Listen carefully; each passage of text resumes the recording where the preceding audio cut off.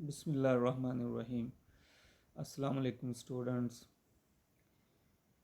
आज हमारा pericyclic reaction का आखिरी लेक्चर होगा जिसमें हम डिस्कस करेंगे सिग्मा ट्रॉपिक रीअरेंजमेंट्स की second category, migration of carbon.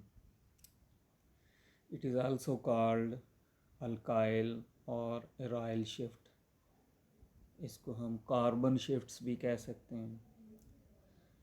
Actually इसमें होता क्या है, it is a migration of a sigma bond. ये इसमें सिग्मा बॉन्ड की माइग्रेशन होती है क्योंकि ये भी एक सिग्मा ट्रॉपिक रीअरेंजमेंट है। और आप जानते हैं कि सिग्मा ट्रॉपिक रीअरेंजमेंट में क्या होता है, एक सिग्मा बॉन्ड जो है वो माइग्रेट करता है या शिफ्ट होता है, बट विच कैरीज अल्काइल और aryl groups unlike hydrogen shifts. इसमें क्या होता है कि सिग्मा बॉन्ड मूव करता है अलोंग विद अल्काइल और एराइल ग्रुप, यानी कार्बन एटम के साथ जो है वो मूव करता है from one position to another position with in the pi electron system via a cyclic transition state.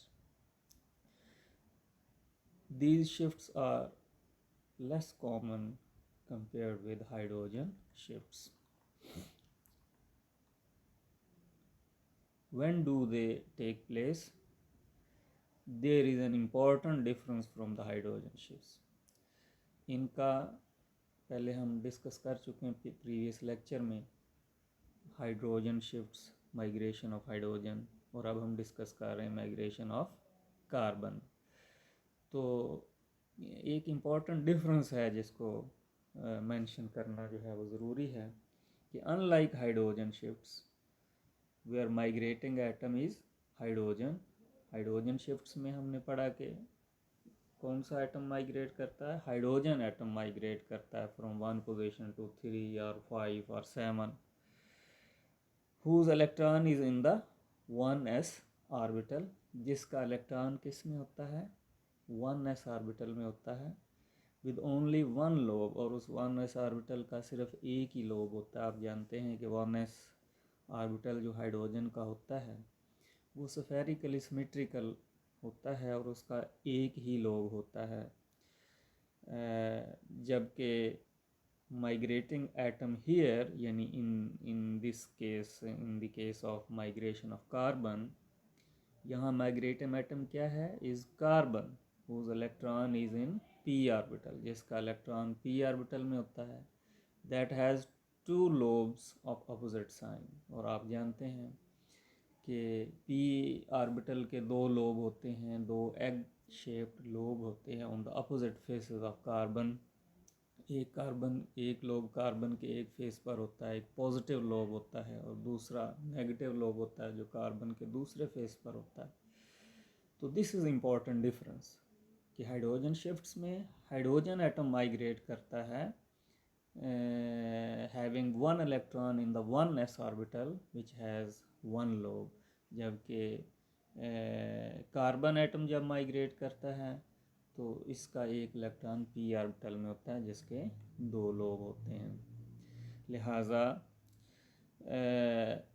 दस in these shifts, in shifts में क्या होता है, there are two possible modes of migration of migrating group, के carbon shifts में, alkyl shifts में दो possible mode हो सकते हैं कि जब कार्बन जो है वो एक पोजीशन से दूसरी पोजीशन पर शिफ्ट होता है। तो फर्स्ट मोड क्या है, in the first mode the migrating carbon moves in such a way that the lobe which was originally attached to the migration origin of the pi electron system retains its attachment to the migration terminus of pi electron system as well। यानी आप ये देख सकते हैं कि ये जो carbon है, ये इसका ये लोब इस माइग्रेशन ओरिजिन के साथ अटैच था। ये पाई इलेक्ट्रॉन सिस्टम है और ये पाई इलेक्ट्रॉन सिस्टम के माइग्रेशन ओरिजिन इसे कह लें। अगर ये माइग्रेशन ओरिजिन है तो ये माइग्रेशन टर्मिनस है। तो ये यहाँ से यहाँ ये कार्बन शिफ्ट हो रहा है, लेकिन किस मोड में शिफ्ट हो रहा है कि इसका एक ही लोब जो है वो माइग्रेशन ओरिजिन के साथ जो अटैच था, वही लोब जो है वो माइग्रेशन टर्मिनस से अटैच हुआ है। तो यानी इसमें क्या है कि इस पाई इलेक्ट्रॉन सिस्टम के जो दो टर्मिनल कार्बन एटम हैं या पी ऑर्बिटल हैं, उनकी बॉन्डिंग हो रही है with the same lobe of the carbon atom और अल्काइल ग्रुप। यानी अगर ये पॉजिटिव लोब है तो पॉजिटिव लोब की अटैचमेंट इधर भी है और पॉजिटिव लोब ही आगे जाकर अटैच हो रहा है। तो इन दिस केस चूँकि ये पॉजिटिव लोब जो है वो कार्बन के एक फेस पर है, तो जिस फेस से कार्बन माइग्रेशन ओरिजिन से अटैच है उसी फेस से कार्बन माइग्रेशन टर्मिनस के साथ भी अटैच होगा। लिहाजा ये जब ग्रुप मूव करेगा तो इसमें माइग्रेटिंग ग्रुप में जो कन्फिग्रेशन होगी, बाकी बॉन्ड्स की जो स्पेस में अरेंजमेंट होगी, वो आप देख सकते हैं कि वो चेंज नहीं होगी, वो रिटेन रहेगी। तो this is called retention of configuration. यानी माइग्रेटिंग ग्रुप इस केस में माइग्रेट कर रहा है विद रिटेंशन ऑफ कन्फिग्रेशन, और ये इसका सुपरफिशियल शिफ्ट है जिसमें माइग्रेटिंग ग्रुप जो है वो जो पाई इलेक्ट्रॉन सिस्टम है उसके सेम फेस पर मौजूद है और it has moved along the top face of the migrating group, same face पर मौजूद है। जबकि इसमें क्या है कि माइग्रेटिंग ग्रुप सेम लोब के साथ मूव कर रहा है, लेकिन चूँकि टर्मिनल कार्बन एटम जो हैं पाई इलेक्ट्रॉन सिस्टम के वो अपोजिट फेज़ में हैं, तो लिहाजा इधर अगर ये टॉप फेस पर है तो इधर ये बॉटम फेस पर जाएगा। तो इस किस्म को हम एंटायरोफेशियल शिफ्ट कहेंगे, जो कि नॉट पॉसिबल नहीं होती इन 1-3 एंड 1-5 शिफ्ट्स। तो जैसा कि मैंने अभी बताया कि in this mode of migration retention of configuration occurs in the migrating group, जबकि in second mode of migration the migrating group carbon जो है स्विचेस इट्स लोब्स। इफ जिसका मीनिंग क्या है कि if it was bonded to the migration origin by its positive lobe, it must now use it negative lobe to form the bond with the migration terminus। यानी दूसरा mode ये आप देख सकते हैं इस फिगर में कि ये पाई इलेक्ट्रॉन सिस्टम है और इसमें अब ये जो माइग्रेटिंग कार्बन है या ग्रुप है ये पॉजिटिव लोब के साथ अटैच था माइग्रेशन ओरिजिन के साथ, लेकिन जब वो माइग्रेशन टर्मिनस पर पहुंचा तो उसके साथ उसका चूँकि उसके साथ अटैच हो रहा है या बॉन्डिंग कर रहा है विद नेगेटिव लोब, यानी इसने माइग्रेटिंग ग्रुप ने अपना लोब जो है वो चेंज कर लिया, स्विच ओवर कर लिया। तो इसका मतलब ये हुआ कि माइग्रेटिंग ग्रुप माइग्रेशन ओरिजिन के साथ इस फेस से अटैच था, तो जब वो माइग्रेशन टर्मिनस पर पहुंचा तो वो अपोजिट फेस से जाके अटैच हुआ। तो लिहाजा इसके जो बाकी बॉन्ड्स हैं इन बॉन्ड्स की पोजीशन जो है वो इन्वर्ट हो जाएगी स्पेस में। तो this is called inversion of configuration. तो इस मोड में माइग्रेटिंग ग्रुप जब माइग्रेट करता है तो विद इन्वर्जन ऑफ कन्फिग्रेशन, और ये इसका अगर टर्मिनल कार्बन पर अपोजिट जो पी ऑर्बिटल है अपोजिट फेज़ में है या opposite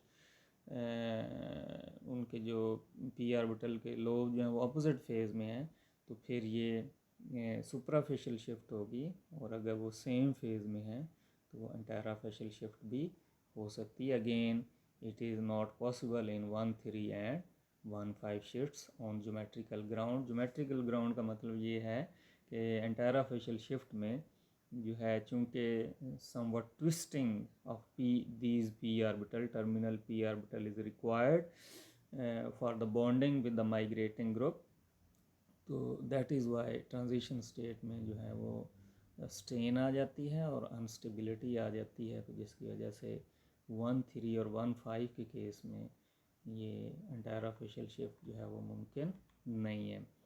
1,3 and 1,5 antarafacial shifts would not occur, जैसा कि मैंने अभी बताया, ऑन ज्योमेट्रिकल ग्राउंड्स।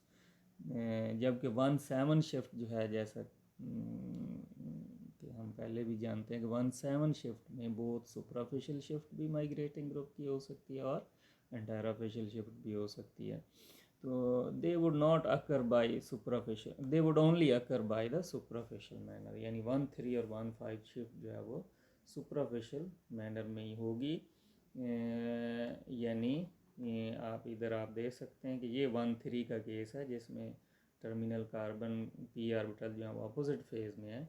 तो इसमें ये वाली नहीं होगी, एंटायरोफेशियल शिफ्ट नहीं होगी 1,3 में, लेकिन ये सुपराफिशियल शिफ्ट होगी। और सुपराफिशियल शिफ्ट 1,3 में जब होगी तो आप देख रहे हैं कि चूँकि लोब्स, माइग्रेटिंग ग्रुप के लोब स्विच ओवर कर रहे हैं, चेंज कर रहे हैं, तो इसलिए ये इन्वर्जन ऑफ कन्फिग्रेशन के साथ होती है। जबकि 1,5 में आप ये देख सकते हैं कि ये 1,5 में ये पाई इलेक्ट्रॉन सिस्टम के जो टर्मिनल कार्बन एटम है, this one and this one, इनका जो पी ऑर्बिटल है वो सेम फेज में है। तो दैट इज़ वाई ये सुपराफिशियल, ये एंटायरोफेशियल शिफ्ट है, ये तो होगी नहीं, ये सुपराफिशियल शिफ्ट होगी। तो ये जब होगी तो कैसे होगी? With retention of configuration. तो इसका मतलब 1,5 suprafacial shift occurs with retention of configuration, जबकि 1,3 ये 1,3 सुपराफिशियल जो है, ये वाली 1,3 सुपराफिशियल जो है, it occurs with inversion of configuration. तो ये हम एक्सपेरिमेंटली भी प्रूव कर सकते हैं, और इसकी हमारे पास एक ये एविडेंस है कि जिसमें आप ये देख सकते हैं कि इस कंपाउंड, ये वाला सिग्मा बॉन्ड जो है, ये वाला सिग्मा बॉन्ड जो है, ये यहाँ से 1 पोजीशन से शिफ्ट होकर यहाँ 3 पोजीशन पर आ जाता है ऑन अंडर थर्मल कंडीशन। इसमें सुपराफिशियल शिफ्ट होगी विद इन्वर्जन ऑफ कन्फिग्रेशन, जिससे हमें ये एक्सोनार्बोर्निन जो प्रोडक्ट हासिल होगी। तो अब ये एक्सोनार्बोर्निन हमें प्रोडक्ट क्यों हासिल होगी? ये एक्चुअली इस चीज़ का सबूत है कि ये 1 पोजीशन से 3 पोजीशन पर जब ये सिग्मा बॉन्ड जो है या अल्काइल ग्रुप जो है ये माइग्रेट किया है, तो विद इन्वर्जन ऑफ कन्फिग्रेशन। किस तरह आप ये देख सकते हैं, ये 1 पोजीशन है और ये वो सिग्मा बॉन्ड है जो कि माइग्रेट कर रहा है, और ये 1 पोजीशन पर जब अटैच होता है तो उस वक्त ये वाला जो ग्रुप हैं, इस कार्बन पर एसीटेट और इस कार्बन पर hydrogen, they face each other, they are present on the right side and they are facing each other, they are present on same side. OAC is facing hydrogen in this case. लेकिन जब ये group यहाँ से ये 1 position से ये 3 position पर migrate कर रहा है with the change in position of double bond under thermal condition, तो इसको हम 1,3 शिफ्ट कहेंगे, और ये सुपराफिशियल शिफ्ट होगी, क्योंकि एंटायरोफेशियल शिफ्ट तो हो नहीं सकती अंडर थर्मल कंडीशन, सुपराफिशियल शिफ्ट होगी। और ये अब 3 पोजीशन पर ये बॉन्ड शिफ्ट होके आ गया है। लेकिन इसमें अगर आप देखें ड्यूरिंग दिस माइग्रेशन, ये इसमें इन्वर्जन हो गई है इस कार्बन पर। इन्वर्जन कैसे हो गई है कि अब आप देखें एसीटेट के सामने हाइड्रोजन नहीं है, बल्कि एसीटेट के सामने ड्यूटीरियम है। एसीटेट और ड्यूटीरियम एटम जो है they are on the same side. तो इसको हम अगर सीधा करके लिखें इसी, तो इसको हम ऐसे भी लिख सकते हैं। तो दोनों एसीटेट ग्रुप और ये ड्यूटीरियम ग्रुप जो है वो अपवर्ड डायरेक्टिंग है, तो इस पोजीशन को हम एक्सो पोजीशन कहते हैं। तो लिहाजा ये एक्सोनार्बोर्निन हमें हासिल होती है, और एक्सोनार्बोर्निन का हासिल होना ये शो करता है कि migration, during migration inversion of configuration has occurred. क्योंकि अगर ये इन्वर्जन ना हुई होती तो फिर ये एक्सो की बजाय ये ड्यूटीरियम यहाँ पे होना था और हाइड्रोजन यहाँ पे होना था, और एसीटेट के सामने हाइड्रोजन होना था ना कि ड्यूटीरियम। तो फिर हमें एंडो नार्बोर्निन हासिल होनी थी, लेकिन एक्सो नार्बोर्निन का हासिल होना ये शो करता है कि जब ये सिग्मा बॉन्ड 1 से 3 पोजीशन पर शिफ्ट हुआ है तो इस कार्बन पर इन्वर्जन ऑफ कन्फिग्रेशन हुई है। तो ये था कि किस तरह अल्काइल ग्रुप जो है या कार्बन की माइग्रेशन जब होती है तो उसके कितने मोड हैं। अब हम चंद एक एग्जांपल्स के ज़रिए ये sigmatropic shifts, sigmatropic rearrangements involving carbon shift जो है उसको एक्सप्लेन करेंगे। तो among the best known examples of the carbon shifts is the Cope rearrangement of 1,5-dienes, very well known reaction Cope rearrangement, जिसमें एक डाईइन आप देख सकते हैं, ये एक आपके पास कंपाउंड है डाईइन जिसमें एक डबल बॉन्ड ये 1 पोजीशन पर है और दूसरा डबल बॉन्ड 5 पोजीशन पर है, 1 2 3 4 5, तो ये 1,5 डाईइन है। तो these type of dienes when they are heated they passes through the 6-member transition state and they form again a diene। तो हमें डाईइन ही हासिल होता है, लेकिन इसमें अगर आप देखें तो दिस डाईइन और ये वाला डाईइन जो है ये एक दूसरे से डिफरेंट है। तो during this reaction this sigma bond, ये वाला सिग्मा बॉन्ड जो है ये this has migrated from this 1 position to 3 position.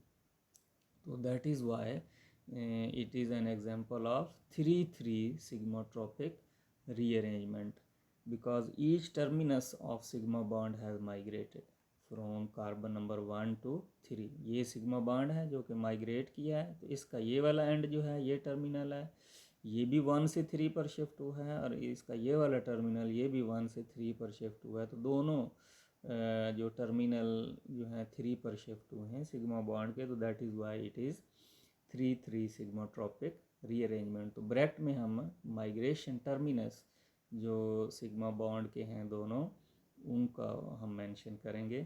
तो that is why it is 3 sigmatropic rearrangement. अगर आप इसको थोड़ा डिटेल में डिस्कस करें तो इन दिस रिएक्शन यानी in this Cope rearrangement 6-member cyclic transition state बनती है जो कि आप ये देख सकते हैं।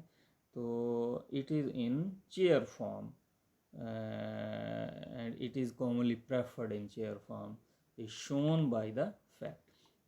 ये इसको हम इस तरह एक्सप्लेन कर सकते हैं कि यही वाला जो है 1,5 डाईइन, इसको हम ऐसे भी लिख सकते हैं।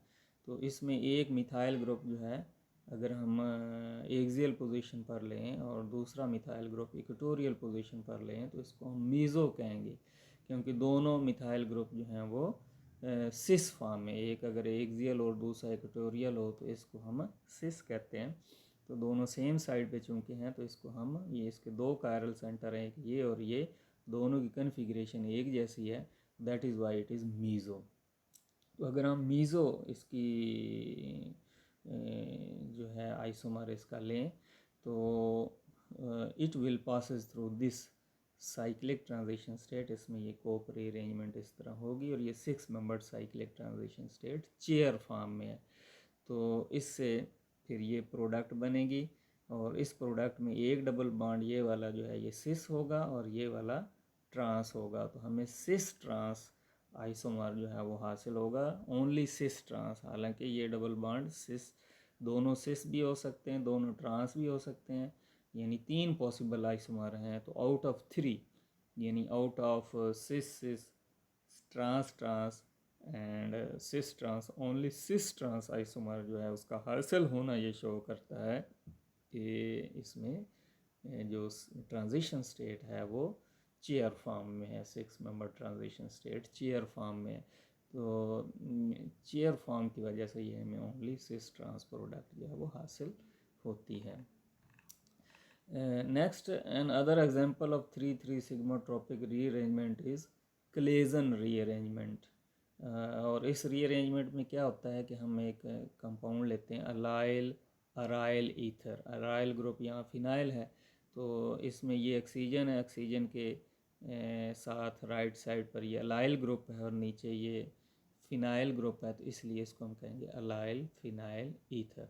तो when such type of compounds are heated they also passes through the cyclic transition state, 6-membered cyclic transition state, to give the product which is ketone इसमें अगर आप देखें तो ये भी 3,3 सिग्माट्रोपिक रीअरेंजमेंट की एग्जांपल है, जिसमें ये वाला सिग्मा बॉन्ड जो है, जो ऑक्सीजन कार्बन, ये वाला सिग्मा बॉन्ड जहाँ इस वक्त कर्सर मौजूद है, ये ऑक्सीजन कार्बन सिग्मा बॉन्ड जो है, this has migrated from this position to this position. ये इस CH2 और इस रिंग की कार्बन के दरमियान यहाँ ये शिफ्ट हो रहा है। तो इसको 3,3 सिग्मा ट्रॉपिक रीअरेंजमेंट इसलिए कहेंगे कि इस सिग्मा बॉन्ड का ये वाला ऑक्सीजन वाला एंड जो है, ये फ्रॉम 1, 2 और 3 पोजीशन पर आ रहा है, और ये कार्बन वाला एंड जो है, ये 1, 2, 3, ये भी 3 पोजीशन पर आ रहा है। तो ये सिग्मा बॉन्ड के दोनों टर्मिनल, दोनों एंड जो है वो 3, 3 पोजीशन पर यहाँ ये शिफ्ट हो रहे हैं। ये सिग्मा बॉन्ड जो है यहाँ ये आ चुका है 3, 3 पोजीशन पर। तो that is why it is 3, 3 sigmatropic rearrangement. और इसके नतीजे में ये वाला अलाइल ग्रुप जो इस वक्त ऑक्सीजन के साथ अटैच है, ये माइग्रेट करके इस आर्थोकार्बन पर आ गया है, और इस आर्थोकार्बन पर एक हाइड्रोजन पहले मौजूद है। तो अब हमें जो प्रोडक्ट हासिल हुई है, ये एक कीटोन है, क्योंकि इसमें ये कीटो ग्रुप है, और इसके रिंग में 2 डबल बॉन्ड हैं, तो डाईईन भी है। तो लिहाजा ऐसे कीटोन को हम डाईईनोन कहेंगे। तो ये फाइनल प्रोडक्ट नहीं होगी, ये इंटरमीडिएट होगा, क्योंकि ये वाला जो है, ये इसकी टाटोमराइजेशन हो जाएगी। टाटोमराइजेशन होके तो ये इसकी कीटो फॉर्म है, ये जो कीटोन है डाईइनोन है, ये इसकी कीटो फॉर्म है। यहाँ से ये आर्थो हाइड्रोजन जो है, ये यहाँ डबल बॉन्ड बन जाएगा, और ये आर्थो हाइड्रोजन इस ऑक्सीजन पर आ जाएगा। तो इस तरह ये इनोल बन जाएगा। तो ये कीटो इनोल टाटोमराइजेशन है, जिसको हम इनोलाइजेशन भी कहेंगे।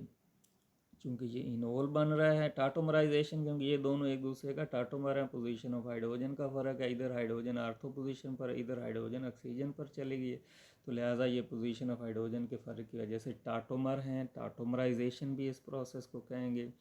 और इसको हम चूँकि ये प्रोडक्ट जो है इनोल बन रही है, कीटो फॉर्म से इनोल ज़्यादा स्टेबल प्रोडक्ट है, एरोमेटिक स्टेबिलिटी इसके साथ एसोसिएटेड है, तो इसलिए इसको हम इनोलाइजेशन भी कहेंगे। तो after enolisation this will be the product, जिसको हम आर्थो अलाइल फिनोल कहेंगे, जिसमें यहाँ से allyl group overall net result क्या है इस क्लेजन रीअरेंजमेंट का, कि अलाइल ग्रुप जो है that has migrated from oxygen to the orthocarbon, और इस तरह में आर्थो अलाइल फिनोल हासिल हुआ है। अब ये रिएक्शन जो है, इसको थोड़ा डिटेल में डिस्कस करते हैं, इसके मज़ीद पॉइंट्स, कि इसमें ये पहले तो हमने ये साबित करना है कि ये रिएक्शन जो है इंट्रा मालिकुलर रिएक्शन है, यानी सेम कंपाउंड का अलाइल ग्रुप ऑक्सीजन से माइग्रेट करके सेम कंपाउंड की कार्बन आर्थोकार्बन पर आया है। तो ये एक इंट्रा मालिकुलर रीअरेंजमेंट है। तो इसको हम कैसे साबित कर सकते हैं? तो this can be borne out by C14 labeling. अगर हम इस अलाइल ग्रुप का ये जो फ्री एंड है, ये वाला CH2 फ्री एंड पे मौजूद है, इसको अगर हम कार्बन 14 लेबल लगा दें, इसको कार्बन 14 लेबलिंग कर दें, तो आप देखेंगे कि जो ये जैसा कि हमने इस एग्जांपल में किया है कि इसको हमने C14 लेबलिंग कर दी है। तो अब ये अलाइल ग्रुप जो है इस वक्त ऑक्सीजन के साथ जो अटैच है, वो लेबल्ड कार्बन नहीं है, वो CH2 लेबल्ड नहीं है। लेकिन जब ये आर्थो पोजीशन पर इस तरह माइग्रेट करके आएगा, तो अब ये आर्थो पोजीशन के साथ अटैच होगा C14 लेबलिंग के साथ। तो it means this reaction is intramolecular reaction. अब इसमें अगला पॉइंट,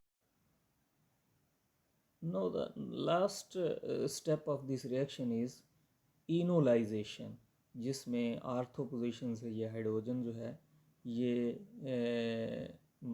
शिफ्ट होके इस ऑक्सीजन पर चला जाता है, और इन दिस वे ये जो कीटो फॉर्म है ये इनोल फॉर्म में चेंज हो जाती है, यानी ये जो डाई इनोन है ये आफ्टर इनोलाइजेशन ये इस फिनोल में चेंज हो जाता है। No this step is enolisation.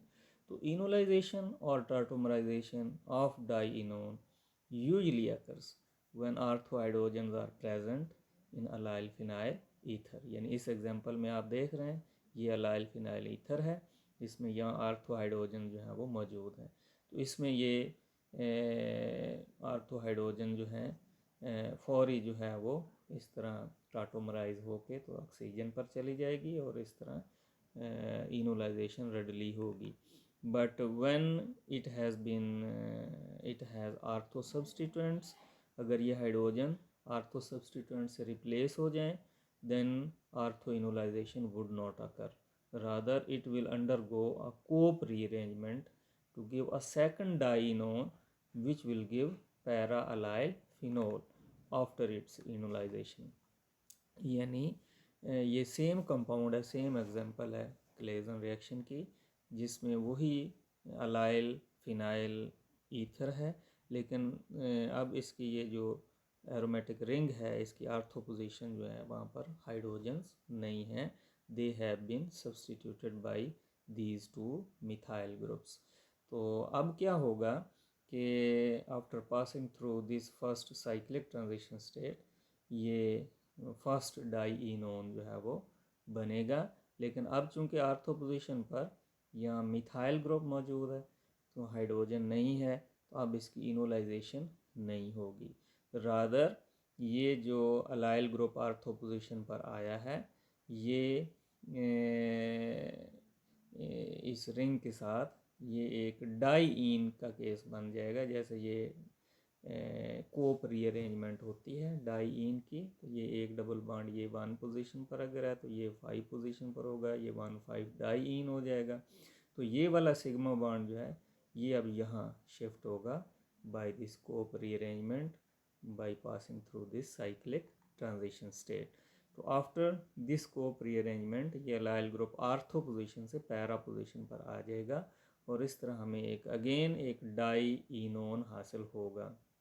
इसको हम सेकंड डाईइनोन कहेंगे, लेकिन चूंकि अब पैरा पोजीशन पर आर्थो हाइड्रोजन मौजूद है तो हाइड्रोजन जो है जैसा कि एरो से शो हो रहा है ये इस ऑक्सीजन पर शिफ्ट हो जाएगा और इस अमल को हम टाटोमराइजेशन या इनोलाइजेशन कहेंगे। तो after this enolisation of second dienone ये हमें फाइनल ये पैरा अलाइल फिनोल जो है वो हमें हासिल होगा। तो ये यानी 2 फोल्ड शिफ्ट हुई है। पहली शिफ्ट में पहली माइग्रेशन में ये अलाइल ग्रुप इस ऑक्सीजन से माइग्रेट करके ये आर्थो पोजीशन पर आया है और आर्थो पोजीशन पर जो है चूँकि हाइड्रोजन नहीं है तो इनोलाइजेशन नहीं हो सकी, तो ये फर्स्ट डाईइनोन जो है वो बना है। तो आफ्टर कोप रीअरेंजमेंट ये सेकंड डाईइनोन जो है वो बन जाएगा और फिर इसकी इनोलाइजेशन आप देख लें वो पॉसिबल है, ये फाइनल प्रोडक्ट बनेगी। तो ये 2 फोल्ड शिफ्ट है, पहले ऑक्सीजन से आर्थो पोजीशन पर फिर आर्थो से पैरा पोजीशन पर है।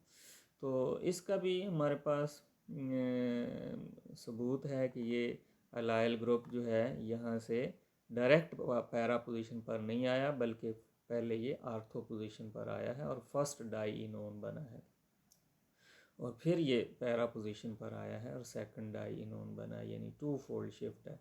तो 2 फोल्ड शिफ्ट का सबूत ये है कि दिस फर्स्ट डाईइनोन जो है this has been trapped by adding some जो है इसमें मैलिक एनहाइड्राइड इसमें डाला गया, तो it was first dienone intermediate was trapped with maleic anhydride in Diels Alder reaction. तो ये वाला डाईइनोन जो है मैलिक एनहाइड ये इसके अंदर ये 2 डबल बॉन्ड हैं तो ये डाईइन के तौर पर बिहेव करता है। तो मैलिक एनहाइड्राइड डाईइनोफाइल है, तो डाईइनोफाइल और इस डाईइन का रिएक्शन हुआ तो उसके साथ ये रिएक्ट कर गया, तो ये इस तरह ये ट्रैप हो गया।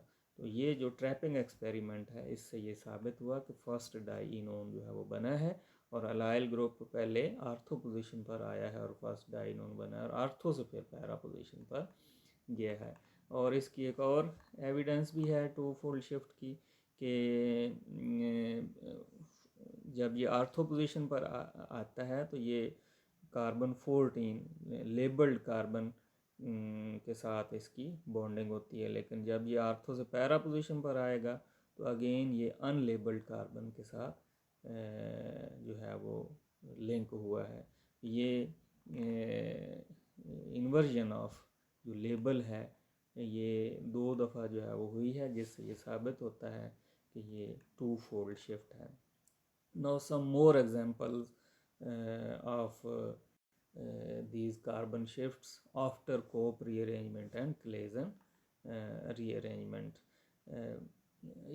इसमें आप एग्जांपल में आप देख सकते हैं कि ये अलाइल ये भी एक ईथर है, एनालॉगस कंपाउंड है। पीछे हमने अभी क्लेजन रीअरेंजमेंट में डिस्कस किया है अलाइल फिनाइल ईथर।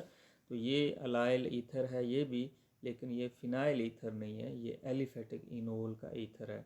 तो एनालॉगस रिएक्शन होगा after passing through this cyclic transition state, ये इसकी कीटो फॉर्म बनेगी। बट ये आगे इनोल इसका नहीं बनेगा, क्योंकि इसमें अब वो ड्राइविंग फोर्स जो है एरोमेटिक स्टेबिलिटी गेन नहीं होगी, इसकी कीटो फॉर्म ही ज़्यादा स्टेबल होगी और यही फाइनल प्रोडक्ट होगी। Now next example is another reaction which is called oxy Cope rearrangement. ये भी 1,5-डाइईन है, जिसकी ये इधर से हाइड्रोक्सिल ग्रुप जो है वो मौजूद है। तो जब ये कोप रीअरेंजमेंट होगी तो अब इस कार्बन पर चूँकि हाइड्रोक्सिल ग्रुप मौजूद होगा, तो ये हाइड्रोक्सिल ग्रुप की वजह से ये इनोल होगा और ये कीटो इनोल टाटोमराइजेशन होगी, ये कीटो फॉर्म में चेंज हो जाएगी। तो this particular reaction is special case of Cope rearrangement called oxy Cope rearrangement. Oxy Cope rearrangement की एक और एग्जांपल है जिसमें यहाँ हाइड्रोक्सिल ग्रुप की बजाय ओ नेगेटिव है। तो जब इसकी वो 3,3 सिग्माट्रोपिक रीअरेंजमेंट यानी कोप रीअरेंजमेंट होगी तो ये प्रोडक्ट बनेगी जो कि एक इनोलेट आयन होगा।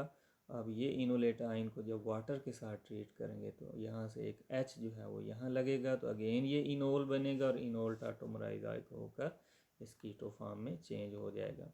नो इस रिएक्शन में यानी कोप रीअरेंजमेंट में 1,5-डाइईन होता है। One five diene system in the Cope rearrangement may be inside the ring, ये ऐसे भी हो सकता है, ये भी एक डबल बॉन्ड ये है और एक डबल बॉन्ड ये है, तो ये 1,5 पोजीशन पर हैं with respect to each other. Similarly ये डबल बॉन्ड और ये डबल बॉन्ड भी 1,5 पोजीशन पर हैं, तो ये बोथ साइड इधर से भी ये 1,5-डाइईन है, इधर से भी 1,5-डाइईन है। ये लेफ़्ट साइड से रिएक्शन जो है वो शो किया, जिसमें ये सिग्मा बॉन्ड जो है 1,1 पोजीशन के दरमियान, ये 3,3 पोजीशन के दरमियान ऐसे माइग्रेट कर जाता है। तो it is another example of Cope rearrangement. अब कोप रीअरेंजमेंट में जो 1,5-डाइईन सिस्टम है may be a part of allylic system, ये इस तरह अलाइलिक सिस्टम का भी पार्ट हो सकता है, ये भी 1,5-डाइईन है। तो इसमें ये वाला अलाइलिक ग्रुप है, ये वाला भी अलाइलिक ग्रुप है जो साइक्लोप्रोपेन रिंग के साथ लगे, लिहाजा इट इज़ डाइविनाइल साइक्लोप्रोपेन। तो इसमें ये 1,1 पोजीशन के दरमियान जो सिग्मा बॉन्ड है ये माइग्रेट करके 3,3 पोजीशन के दरमियान आएगा। तो इस तरह ये रिंग जो है वो एक्सपेंड कर जाएगा और ये प्रोडक्ट हमें हासिल होगी। और अगर हम सिमिलरली इधर साइक्लोप्रोपेन रिंग की बजाय साइक्लोब्यूटेन रिंग हो तो उसी तरह माइग्रेशन 1,1 पोजीशन से 3,3 पोजीशन पर होगी, तो ये हमें ऑक्टाडाइईन जो है वो हासिल होगा। दिस वाज हेप्टाडाइईन और ये ऑक्टाडाइईन है। ये जितनी भी एग्जांपल ऊपर अभी तक डिस्कस हमने की हैं, all examples described above are examples of 3,3 sigmatropic rearrangements.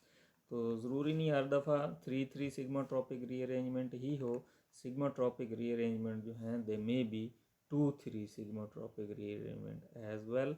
जैसे कि ये एक एग्जांपल जो है, इस एग्जांपल में ये सिग्मा बॉन्ड जो है जो कि सल्फ़र और इस कार्बन के दरमियान मौजूद है 1,1 पोजीशन के दरमियान, तो ये सिग्मा बॉन्ड माइग्रेट करता है, ये माइग्रेट करके ये कार्बन 2 और इधर से कार्बन 3 के दरमियान यहाँ शिफ्ट जब होता है, तो अब चूँकि माइग्रेशन टर्मिनस जो है ये वाला सिग्मा बॉन्ड का एंड माइग्रेट करके 2 पोजीशन पर आता है और ये वाला माइग्रेट करके 3 पोजीशन पर आएगा और यहाँ ये नया सिग्मा बॉन्ड बनेगा। This was the new position of the sigma bond.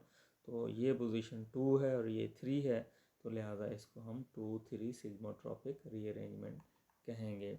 तो ये जो कंपाउंड है, स्टार्टिंग कंपाउंड, ये एक इलाइड है, इसे हम सल्फ़र इलाइड कहते हैं। तो सल्फ़र इलाइड को अगर हम इस तरह थर्मल कंडीशन में इसको हीट करेंगे तो इसमें 2,3 सिग्मोट्रॉपिक रीअरेंजमेंट होगी। तो this was all about carbon shifts.